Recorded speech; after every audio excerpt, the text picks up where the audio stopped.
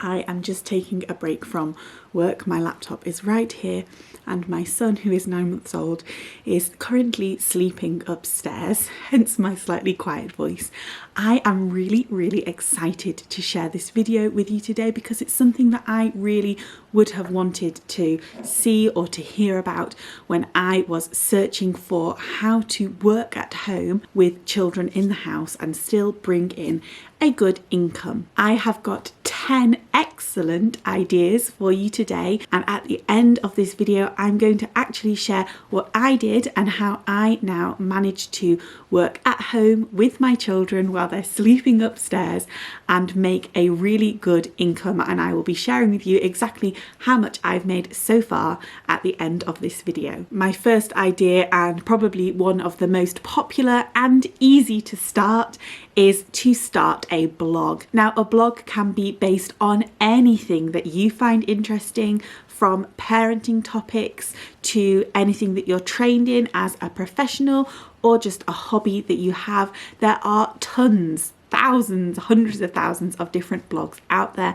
and I'm sure that you've seen a lot of them already. You can use hosting sites like Blogger, WordPress or Wix to start your blog. They're really easy to do. It might sound complicated, but it's not. Now, the difficult thing about blogs is that you really need to perfect the SEO. That's the search engine optimization. So that means searching for topics that are popular, that people want to read about, and making sure that you write your articles in a way that makes people want to carry on reading. But those are all things that can be learned along the way. It's really easy to get started, and also a great way of making money.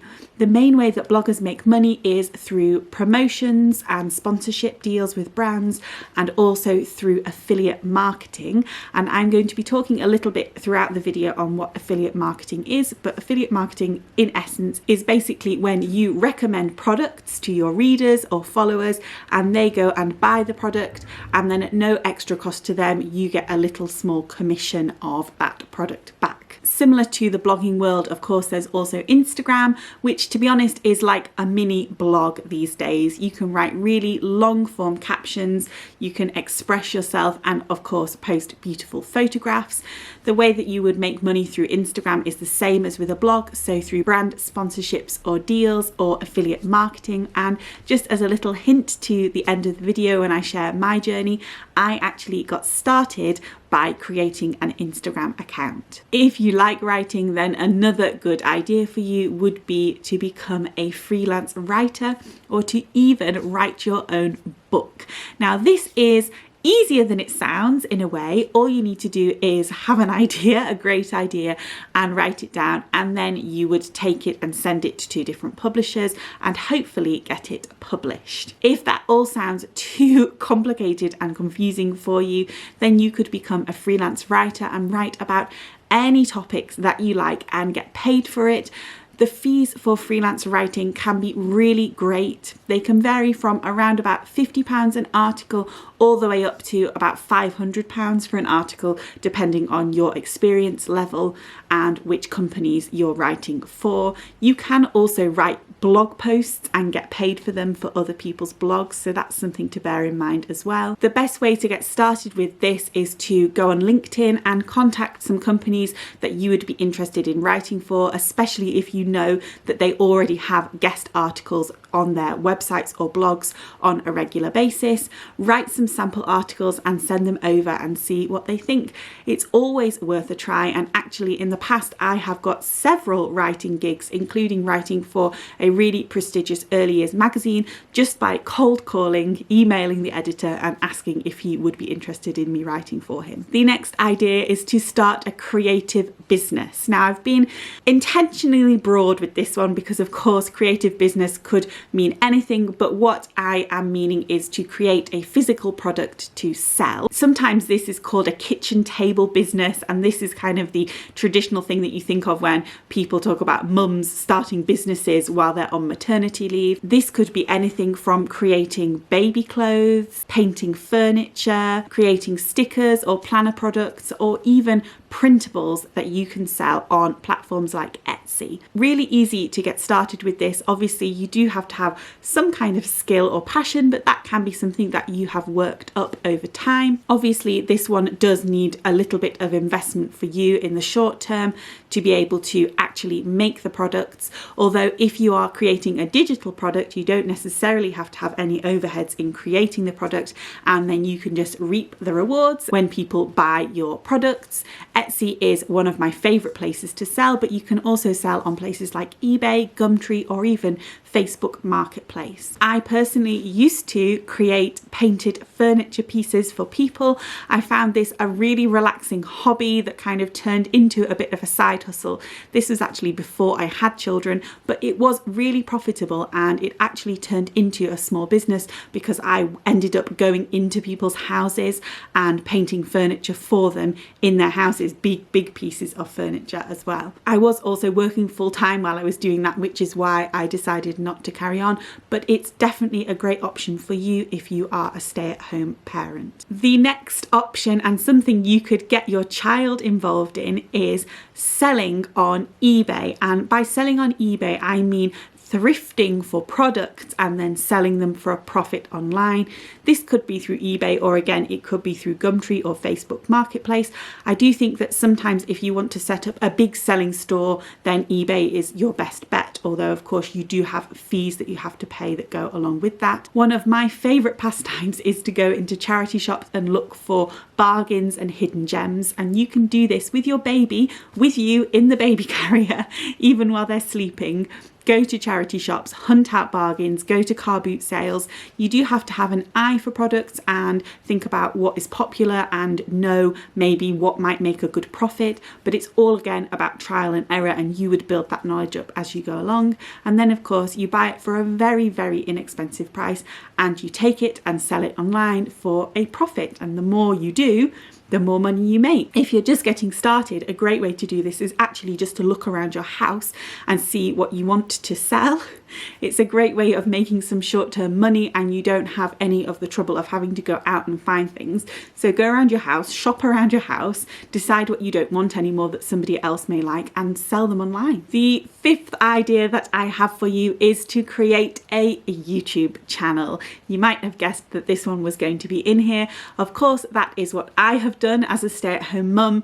I started this YouTube channel when I had my first son, and then took a break while I was pregnant with Rupert and very sick. And since I've started back again, it's really started to grow exponentially, and I am now making money each month from my AdSense. So the way that YouTube works is that once you hit 1,000 subscribers and you get 4,000 hours of watch time within the past 365 days, which is quite a lot, but if you make lots of good quality videos, it's not too hard to achieve. You then will reach the level for monetization, which just means that when people watch your videos and they watch the adverts on your videos, you get back a little bit of the profit that those ad companies are paying YouTube. It's a great way to earn a little bit of extra money. You have to be obviously really good and have lots of viewers and quite a few subscribers to be able to make a full-time living from YouTube. But like with anything else, it's a business that you can build up over time. You could have it as a little side hustle, so alongside something else. And of course, it's a great way of involving your children if you want to have them in the videos, or if you're not comfortable with that, of finding times to film while your children are around and about in the house. As I said, my son is sleeping upstairs, but if you have channels like this, which are parenting channels, then it often doesn't even matter if they are awake and playing on the floor nearby. People don't tend to mind. If you are a qualified teacher, then you could become an exam marker. Now, these jobs tend to not be for the whole year. It tends to obviously just be during the exam period in the summer mainly, but you can get paid really well for being an exam marker, or even an exam invigilator. So that's one of the people that goes and stands or sits in the exam while people are sitting them. You can also do this for colleges and universities as well as for schools. It's really worth looking online and seeing if there are any availabilities, if that's something that you're interested in, because for a small amount of work you do get a lot of money in return. If you have some skills to share, what about becoming an online coach? This could be anything from a life coach, a career coach, a health or nutrition coach, or even something like a hypnobirthing or baby massage coach. Now, for some of these, obviously you would have to make sure that you are qualified in the area in which you are working. Maybe you already are, and then that's perfect. But even if you aren't, for example, qualified in hypnobirthing, it's easy to be able to take a course.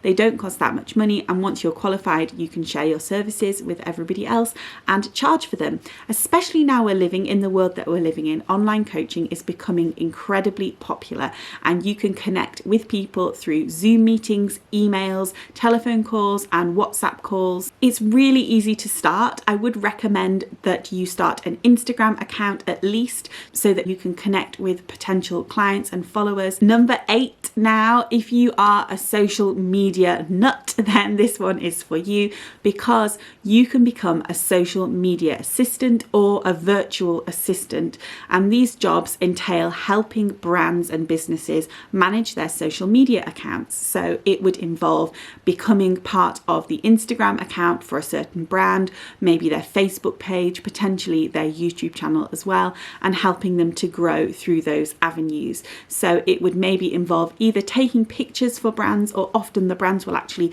provide you with the photos that they want you to use, writing a little amount of copy to go with the photos and then posting them, and being available to answer comments, DMs that come in, and post on stories as well.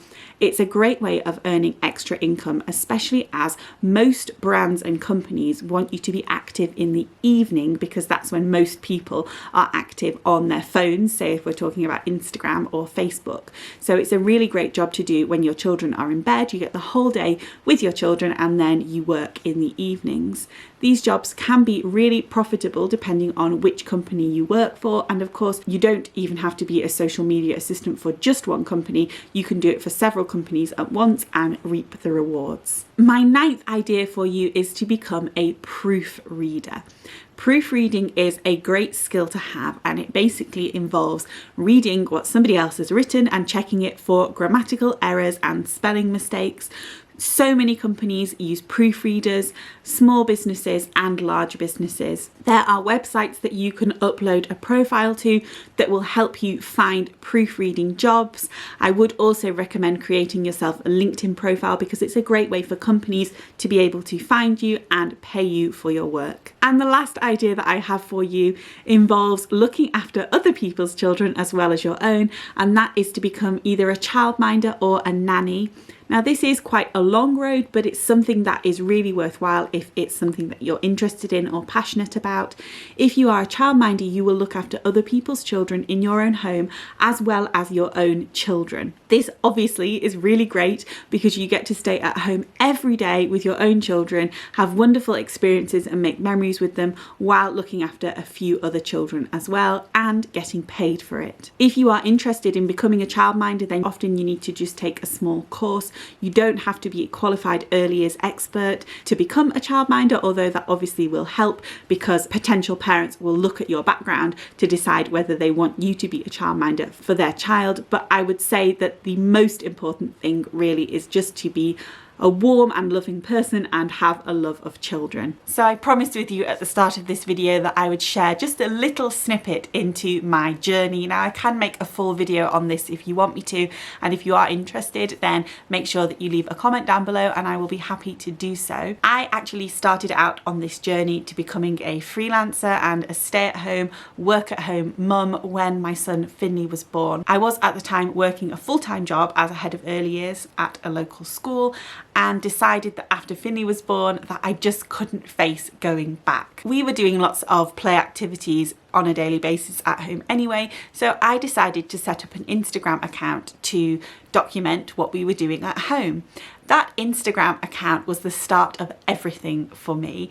I didn't go into it necessarily with that mindset, although I did always have that in the back of my mind that maybe I could grow it into something. Actually, what happened was the owner of a local company saw my Instagram account and got in touch with me asking if I would be interested in creating some products, some digital products for them in related to the education field. I created a few initial products for them and they really liked them, and then it led to basically a part-time job. I was working one day a week at first, and then that grew to 2 days a week. Now it tends to flip-flop between 1 day or 2 days a week, but as well as that, it has led to lots of other work for me. Through that company, I have got work for, I would say, probably 3 or 4 other companies, and all the while I have been building up my Instagram profile and also my YouTube account. Because of those things, I have been approached by several other companies as well who have asked me to write for them, to produce work for them, to create courses for them, and it really has grown exponentially. Now I do have a little bit of childcare for my boys. Finley goes to nursery for 3 days a week, just started a couple of months ago, and Rupert goes to a nanny childminder a few days a week as well. But as I said, at the moment Rupert is asleep upstairs, and I'm often working while the boys are at home, either while they're napping or in the evening once they've gone to bed. I often film YouTube videos while they're awake and playing around me. So it really is something for me that I've managed to build into my life and made really profitable. In the last few months alone, I have made anywhere between £2,000 up to £10,000 a month doing these jobs, and I am so incredibly grateful for that. It's been a lot of hard work, and I won't lie, sometimes it does feel harder work than just having a normal 9-to-5 job, because of course I'm constantly juggling the house and the children and working. But of course it's something that has become incredibly rewarding for me and something that I am so passionate about. I would love to help you build your business as well. Like I said, if you're interested in me making videos on how to maybe start a YouTube channel or an Instagram account as a mum, as a parent, then do let me know and I will be happy to do so for you. Thank you so much for watching this video. I hope that you found it useful and that it gave you some ideas. Don't forget to subscribe for more videos on mum life, baby life, toddler life and parenting, and I will see you all very soon. Bye everybody. And you're my little work from home buddies today.